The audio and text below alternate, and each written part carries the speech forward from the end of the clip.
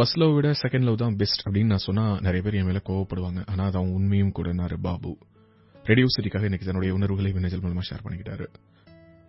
பொதுவா first love second love அப்படிங்கறத தாண்டி லவ் ஃபெயிலியர் பத்தி முதல்ல பேசலாம்னு நினைக்கிறேன். லவ் ஃபெயிலியர் அப்படிங்கிறது கண்டிப்பா வலியான விஷயம் தான். அதுல இருந்து ஆனா நிறைய விஷயங்கள் நம்ம கத்துக்க முடியும். முதல் காதல் பல பேருக்கு இங்க ஏதோ ஒரு காரணத்தினால வெற்றி பெறாமல் தான் போகுது. அப்படிப்பட்ட ஒருத்தர் தான் நானும். ஆனா நான் ஏன் ஃபர்ஸ்ட் லவ் விட செகண்ட் லவ் பெஸ்ட்னு சொல்றேன்னா அதற்கு ஒரு காரணம் இருக்குதுன்னாரு. என்ன காரணம் அது? முதல் காதல்ல செய்த தவறுகள் தான் அடுத்த காதலுக்கு சிறந்த அடித்தளமா இருக்கும். இரண்டாவது காதல் போது அடிப்படையான சில விஷயங்கள், சண்டைகளை எப்படி சமாளிக்கிறது, எந்தெந்த விஷயங்களை பேசணும், எந்தெந்த விஷயங்களை பேசக்கூடாது, இது எல்லாத்தையுமே முதல் காதல் தோல்வி தான் கத்துக் கொடுக்கும். அதனால இந்த முதல் காதல் பிரிஞ்சு போனதை நினைச்சு கவலைப்பட வேணாம் அப்படின்னு சொன்னாலும் அந்த வலி இருக்கும். அதுல நிச்சயமா மாற்றுக்கிறது கிடையாது. ஆனா அந்த இடத்துல அந்த வலியே நினைச்சிட்டு உட்கார்ந்திருக்கிறத விட அதுல கத்துக்கிட்ட பாடங்களை வச்சு இரண்டாவது காதலை இன்னும் சிறப்பா அமைக்க முடியும். அதனாலதான் சொல்றேன் முதல் காதலை விட இரண்டாவது காதலே சிறந்ததுன்னு. இத ஏத்துக்க முடியுமா முடியாதுன்னு தெரியல. ஆனா உண்மை அதுதான். பிரிஞ்சு போன ஒரு உறவு, அது மூலமா கிடைச்ச அனுபவம் அடுத்த உறவை காயப்படுத்தக்கூடாது அப்படிங்கிற ஒரு பக்குவத்தை கொடுக்கும். சில பேர் முதல் காதல்ல செஞ்ச எல்லா தப்பையும் இரண்டாவது காதலையும் செய்வாங்க. அவங்களை இந்த லிஸ்ட்ல நான் சேர்க்க விரும்பல. நல்ல மாட்டுக்கு ஒரு சூடுன்னு சொல்லுவாங்களே அந்த மாதிரி. நல்ல மாடு ஒரு சூடுன்னு யாராவது கிளம்பி வந்துடாதீங்க மாட்டுக்கு சூடு போட சொன்னேன்னு. எதுக்காக சொல்றேன்னா, ஒரு காதல்ல முதல் தடவை நம்ம ஒரு சில விஷயங்களை பட்டு தெரிஞ்சுக்கிட்ட பிறகுதான் இரண்டாவது காதல்ல அந்த தவறுகளை நம்ம தவிர்ப்போம்.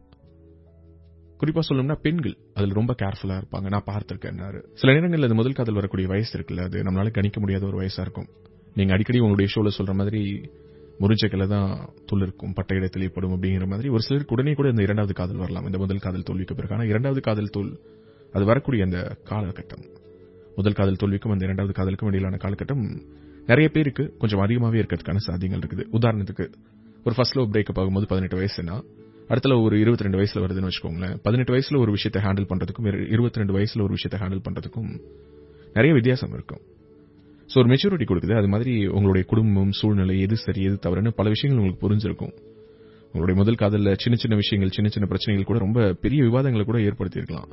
ஆனா இரண்டாவது காதல் போது நீங்க சின்ன சின்ன விஷயங்களுக்காக உறவு பிரிஞ்சிடக்கூடாது, மறுபடியும் அந்த தப்பு நடந்துடக்கூடாது அப்படிங்கறதுல நீங்க கவனமா இருப்பீங்க. நீங்க கவனமா ஒரு விஷயத்தை கையாளும் போது அது அதிகமான மெனக்கடல் இருக்கும். அந்த மெனக்கடல் அந்த காதல்ல நிறைய காயங்களை தவிர்க்கிறதுக்கான சூழலை உருவாக்கும்னாரு. பொதுவா அந்த முதல் காதல் அப்படிங்கிறது அதுல நிறைய ஃபேண்டசி இருக்கும், நிறைய டிராமா இருக்கும். நம்ம பார்க்கக்கூடிய விஷயங்களை வச்சு, கற்பனையா நம்ம உணரக்கூடிய விஷயங்களை வச்சுதான் அந்த காதலையே நம்ம கையாண்டிருப்போம். ஆனா அந்த காதல் தோல்வி நமக்கு ரியாலிட்டி என்னங்கிறத உணர்த்தி இருக்கும். அப்பதான் நமக்கு உண்மை என்னன்னு புரிஞ்சிருக்கும். நம்ம நிறைய பேசணுமா பேசக்கூடாது, ஒரு உறவை எப்படி கையாளணும், பிரச்சனையை பேசி தீர்க்கணுமா, பேசாமல் விட்டாலே அந்த பிரச்சனை தீர்ந்துருமாங்கிற ஒரு அனுபவம் வரும்.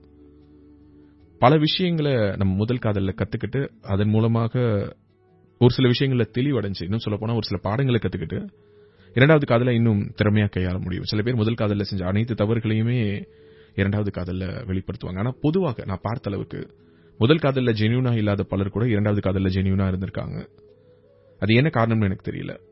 அதே மாதிரி முதல் காதல்ல நிறைய ரகசியங்களை மறப்போம், இரண்டாவது காதல்ல ஒரு சில விஷயங்களை உடைச்சு சொல்லிடணும்னு நமக்கு தோணும். சோ இவ்வளவு பேசுறானே முதல் காதல் இரண்டாவது காதல், இவனுக்கு எத்தனை காதல் அப்படின்னு சொல்லிட்டு உங்களுக்கு தோணலாம். சொல்றேன்னாரு. முதல்ல வர்றது மட்டும் தான் காதல், அதற்கு பிறகு வரதெல்லாம் தேவைன்னு. இன்னொரு நாள் யாரோ ஒருத்தருடைய ஒரு கவிதையை நீங்க வாசிச்சீங்க. முதல் காதல் என்று எதுவும் இல்லை, முதலில் காதல் என்று எதுவும் இல்லைன்னு. என்னடா அது லவ் குரு காதல்னு எதுவுமே இல்லைன்னு சொல்றாருன்னு பார்த்தேன். அப்பதான் டக்குன்னு சொன்னீங்க இது வேற யாரோ ஒருத்தர் எழுதின கவிதைன்னு. என்னுடைய வாழ்க்கையில் நான் இரண்டாவது காதல்ல தான் முழுமை அடைஞ்சேன், பூரணத்துவத்தை அடைஞ்சேன். அதனாலதான் இவ்வளவு பேசுறேன்னாரு பாபு. என்னுடைய வாழ்க்கையில் நான் என்னுடைய முதல் காதலை கடந்து வரும்போது நான் நினைச்சேன் இதுதான் இந்த உலகத்தினுடைய ஆகச்சிறந்த காதல்னு. இந்த காதல் இல்லாம போயிடுச்சுன்னா என்னுடைய வாழ்க்கை முடிஞ்சிரும்னு நினைச்சேன். ஒரு மிக தர்ம சங்கடமான சூழல்ல அவ என்னை விட்டு பிரிஞ்சு போக வேண்டிய ஒரு சூழல் வந்துச்சு. என்னை விட்டுட்டு போனா நிறைய கோவப்பட்டேன், கத்துனேன், என்னென்னவோ செய்து பார்த்தேன். நான் திரும்ப வரவே இல்லை. ஒரு காலகட்டம் எடுத்துக்கிட்டேன், என்ன நானே அதுல இருந்து மீட் எடுக்கிறதுக்கு ஒரு காலகட்டம் எடுத்துக்கிட்டேன். மீண்டு வந்தேன். மறுபடியும் என்னுடைய வாழ்க்கையில எல்லாம் காதலே வராதுன்னு நினைச்சேன். அது எவ்வளவு பெரிய பொய் அப்படின்னு சொல்லிட்டு இப்போ என்னுடைய வாழ்க்கையில் இருக்கக்கூடிய காதல், என்னுடைய காதலி, அவங்கள பார்க்கும்போது எனக்கு தோணுச்சு ஒரு மனுஷனை ஒரே ஒரு தடவை தான் காதல் தொட்டுட்டு போகும் அப்படின்லாம் சொல்லிட்டு எந்த விதமான உறுதியும் கிடையாது. சில பேருக்கு தடுக்கி விழுந்தாலும் காதல் வரும். அவங்கள பத்தி நான் பேசல. நான் சொல்றது பொதுவாக ஒரு தீர்க்கமான ஒரு உறவில் இருந்து அந்த உறவிலிருந்து ஒரு பிரிவு ஏற்படும் போது டக்குன்னு நம்மளுடைய மனசு இன்னொருத்தவங்க கிட்ட கொண்டு போய் நம்ம மனசை கொடுக்கறதுக்கு ஒப்பு கொடுக்காது. It will take some time. அந்த டைம் தான் அந்த காதலை அழகுபடுத்தும், அர்த்தப்படுத்தும், வாழ்க்கையில பல விஷயங்களை புரிய வைக்கும். அந்த வலிதான் நம்மளை இன்னும் வலிமையாக்கும். அப்படிதான் மீண்டு வந்தேன். சோ என்ன பொறுத்த வரைக்கும் முதல் காதல்ல செய்யக்கூடிய தவறுகள் அனைத்தையும் சரி செய்து கொள்வதற்கு நமக்கு கிடைக்கக்கூடிய இரண்டாவது வாய்ப்பு தான் அந்த இரண்டாவது காதல்ங்கிறது. இந்த இரண்டாவது காதலை மிஸ் பண்ணிட்டு கண்ணை மூடிட்டு கடந்து போறது அப்படிங்கிறது நம்ம வாழ்க்கையில ரொம்ப அழகான விஷயத்தை மிஸ் பண்ற மாதிரினாரு. பாபுவுக்கு நன்றி சொல்லி விடைபெற்றேன். Stay tune. நான் உங்க ரேடியோ சிட்டி லவ் குரு.